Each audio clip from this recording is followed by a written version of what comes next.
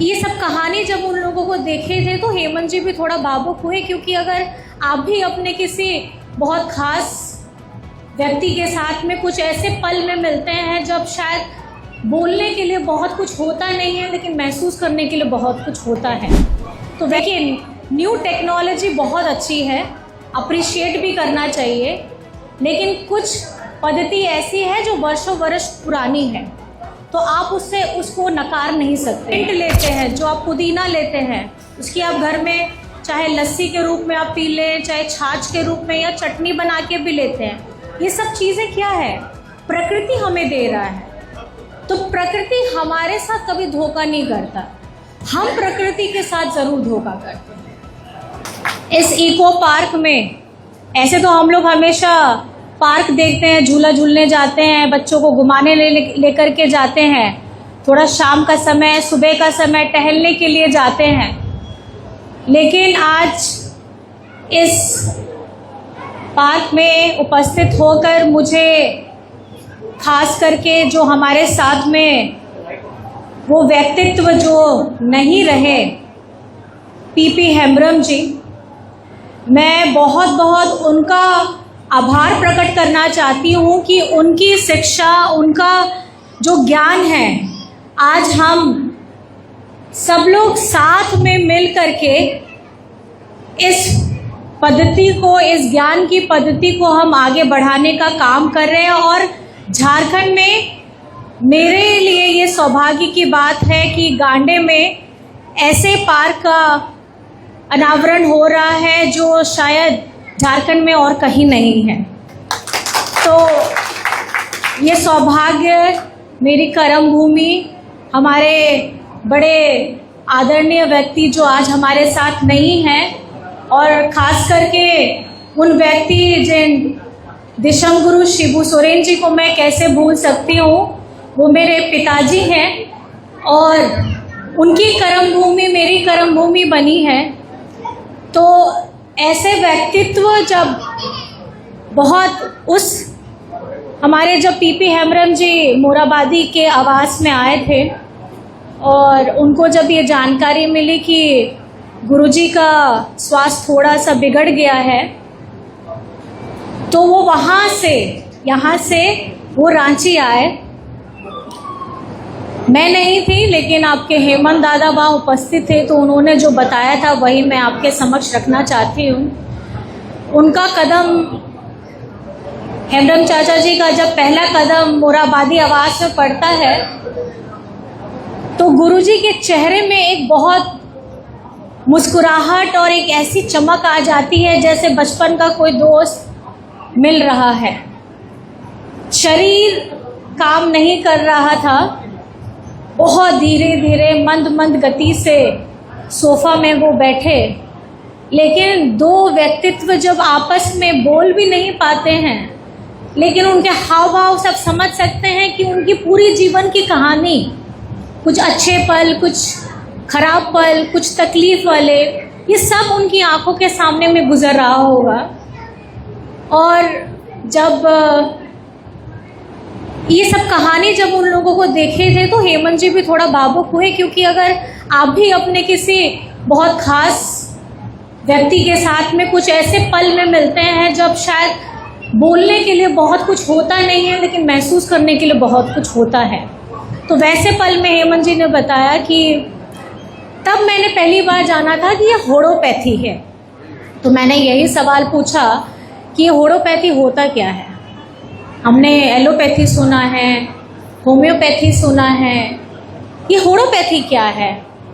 तब जब उनको भी जानकारी मिली तो उन्होंने कहा कि ये वो पद्धति है, जब शायद शहर भी नहीं बसे होंगे, जब हम गाँव में, जंगल में, बीर में, अंदर में बहुत रहते थे हम आदिवासी समाज, तो इलाज कैसे करेंगे। तो उस ज़माने में वैद्य हुआ करते थे। तो वैद्य क्या करते थे कि हमारे आसपास जो उग रहा है उस पौधे को, किसी के जड़ को, किसी पौधे के फूल को, किसी के पौधे का बीज को कैसे इस्तेमाल करना है।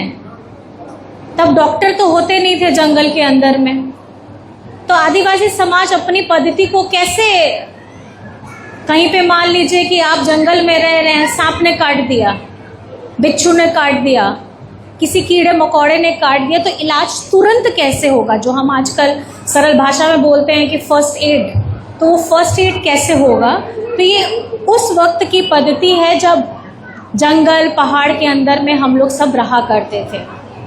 आज ये सौभाग्य मिला है मुझे आप लोगों की मेहनत से, खास करके आप लोगों ने ये जब प्रोजेक्ट सामने में लाए थे और हम लोग बैठ करके फॉरेस्ट डिपार्टमेंट के गेस्ट हाउस में बैठ के देख रहे थे कि इसकी तैयारी कैसे करनी है, तो मन में बहुत उत्साह मैंने मनोज जी का देखा था कि किस उत्साह के साथ वो इस पद्धति को आगे लाना चाहते हैं। देखिए, न्यू टेक्नोलॉजी बहुत अच्छी है, अप्रिशिएट भी करना चाहिए, लेकिन कुछ पद्धति ऐसी है जो वर्षों वर्ष पुरानी है, तो आप उसको नकार नहीं सकते हैं। तो जब हम लोग ज़मीन से जुड़े हुए व्यक्ति हैं और ये इसका इलाज, मुझे लगता है कि आपने जो सोचा है, ये सोच जो हम लोग उस समय डिस्कस किए थे कि किस तरीके से हम लोग इसको आगे बढ़ाएंगे। जैसे आपने अपने बताया कि फर्स्ट हमें अवेयरनेस बढ़ानी है, हमको जानकारी सब लोगों को देनी है, उसके बाद यहाँ सेटअप करना है। अभी जैसे हम लोगों ने वहाँ देखा वो प्रोसेसिंग यूनिट, उसका मतलब ये है कि ये जो पौधा है ये अलग अलग, चाहे पौधे के रूप में हो, घास के रूप में हो, या वो पेड़ बन जाए, उसका हर एक अंग, जड़, बीज, पत्ता, छाल, हर किसी अलग अलग तरीके से काम हो आएगा। तो उसको आप प्रोसेस कैसे कराएंगे? प्रोसेस होने के बाद क्या निकलेगा? या तो जो पत्ता है उसको सुखाया जाएगा, सुखा करके आप उसका पाउडर बनाएंगे, या फिर कोई बीज है तो बीज को आप प्रोसेस करके उसका तेल निकालेंगे। लेकिन मुझे लगता है कि ये सबसे सरल उपाय है और काफ़ी किफ़ायती भी है, अगर मैं समझती हूँ तो आपके ये जेब में भी बहुत मार नहीं करेगा। और इस पद्धति को ज़रूर अपनाइए, क्योंकि मुझे लगता है इसकी शुरुआत हम लोगों को भी करनी पड़ेगी, तब आप लोग भी मानिएगा कि वाकई में ये शरीर के लिए कितना लाभदायक है। क्योंकि आज हमारा ये मानव शरीर बहुत ही आर्टिफिशियल खाद्य पदार्थों को लेता है, कभी फर्टिलाइज़र बहुत ज़्यादा अलग अलग तरीक़ों का है जो हर किसी के शरीर पे लाभकारी नहीं होता है। तो आज आप लोगों को ये समझना होगा कि जो पुरानी पद्धति को जीवन में कैसे अपनाया जाए। जैसे हम लोग पहले मिट्टी के घर में रहते थे, तो हम लोग मिट्टी के घर में गर्मी के मौसम में ठंडा रहता है, ठंडा के मौसम में गर्म रहता है। लेकिन आज अगर हम ये पक्के मकान में हैं तो क्या ये गर्मी के मौसम में ठंडा दे रहा है? नहीं दे रहा है। हम लोग क्या लगाते हैं? कूलर लगाते हैं, एसी लगाते हैं। तो क्या यही कमरा जो हमने ईंट से बनाया है वो ठंड के मौसम में गर्म करेगा? आप ही लोग बताइए, गर्म करता है? नहीं करता है। हम लोग क्या करते हैं? हम लोग हीटर जलाते हैं। तो ये आप लोगों को समझना होगा कि जो प्राकृतिक रूप से जो चीज़ें आपके सामने में हैं, जिसे हम अदृश्य कर देते हैं या हम इग्नोर कर देते हैं, जिसका लाभ एक ही क्षेत्रफल के अंदर, जहाँ तक मुझे बताया कि 120 से ज़्यादा आपकी जड़ी बूटियाँ, हर्ब्स, श्रब्स, मेडिसिनल प्लांट्स यहाँ पर में हैं। हमारे जितने बच्चे विद्यार्थी भी हैं, आप लोगों को पता होगा हर्ब्स, श्रब्स क्या होता है और मेडिसिनल कौन से प्लांट्स का क्या फ़ायदा होता है। तो आपको ये जानना होगा कि इसको अपने जीवन में कैसे लाया जाए। बहुत एक बार में नहीं होगा, बट धीरे धीरे आप लोगों को एक एक कदम बढ़ाना है और इसका नुकसान नहीं है। क्या डीएफओ जी आप बताइए, नुकसान है? इसका साइड इफ़ेक्ट तो नहीं होता है। तो कोई भी मेडिसिन का, जैसे आप तुलसी लेते हैं, पूजा करते हैं, बहुत लोग करते होंगे, तुलसी का पत्ता तोड़ते हैं और खा लेते हैं, शरीर के लिए अच्छा है।